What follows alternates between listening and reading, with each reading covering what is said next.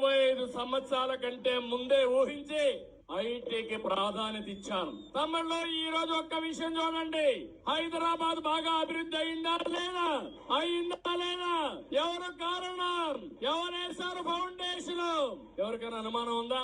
నేనే చేశాను. ఫౌండేషన్ ని మీరే వేశారు, తెలుగుదేశం పార్టీ వేసిందని ఎవరు జైలుపైకి వెళ్తండి. చంద్రబాబు నాయుడు పీకింగ్ ఏమి లేదు. ఎస్, నాకు సత్యం తెలుసు కాబట్టి చెప్తున్నాను. I know the hard fact.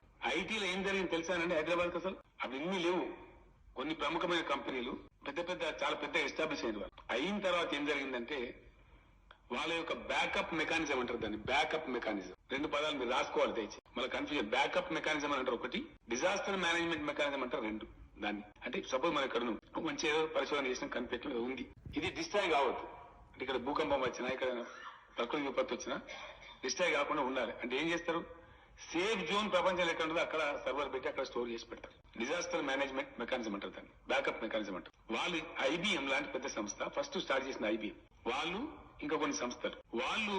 Rajiv Gandhi వాళ్ళు కాదు, నాకు సత్యం తెలుసు కాబట్టి ఇది హిస్టరీ.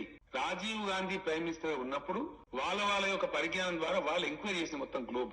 అప్పుడు సెస్మలాజికల్ అంటే భూకంపాలు అతి తక్కువ వచ్చే ప్రాంతం ఏదంటే హైదరాబాద్ సిటీ. డక్కన్ ప్లేటో అతి తక్కువ భూకంపాలు వస్తాయి. సముద్రానికి అంత క్లోజ్ గా లేదు కాబట్టి తుఫాన్లు, భయంకరమైన తుఫాన్లు రావు.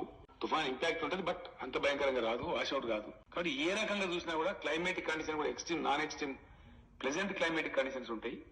అంటే వెరీ హెవీ టెంపరేచర్స్ పోవు, ఫ్రీజింగ్ కోల్డ్ పోదు.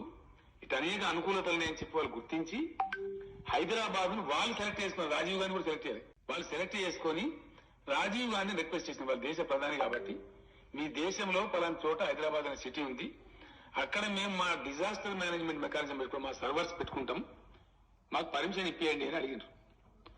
అప్పుడు అనుకోకుండా ఎన్ జనార్దన్ రెడ్డి గారు ఇక్కడ చీఫ్ మినిస్టర్ ఉన్నారు. ఎన్ జనార్దన్ రెడ్డి గారు చీఫ్ మినిస్టర్ ఉంటే రాజీవ్ గాంధీ జనార్దన్ రెడ్డి గారిని ఢిల్లీకి పిలిపించి, ఇది మంచి అవకాశం, మీరు దీన్ని ఏర్పాటు చేసుకొని మీ ఐటీ మీకు పెరుగుతుంది, మీ సిటీలో మీ ప్రాంతం బాగుందని అంతర్జాతీయ ఐటీ కంపెనీలు అడుగుతున్నాయి, దీన్ని ఛాన్స్ తీసుకొని పెట్టుకోమన్నారు. యాక్చువల్లీ ఈ రోజున సైబర్ టవర్స్ ఉంది కదండి, సైబర్ టవర్స్ కు ఆద్యుడు రాజీవ్ గాంధీ, ఇద్దరు దివంగతులే పాపం, ఎన్ జనార్దన్ రెడ్డి. ఆయన పునాది వేసినడు ఎన్ జనార్దన్ రెడ్డి. సైబర్ టవర్స్ కు ఆద్యుడు రాజీవ్ గాంధీ, ఎన్ జనార్దన్ రెడ్డి. ఆయన పునాది వేసినడు ఎన్ జనార్దన్ రెడ్డి. సైబర్ టవర్స్ పునాది వేసింది చంద్రబాబు నాయుడు కాదు. అతి గొప్పగా నేనే తెచ్చిన డబ్బా కొట్టుకుని మార్కెటింగ్ చేసుకున్నాడు చంద్రబాబు నాయుడు.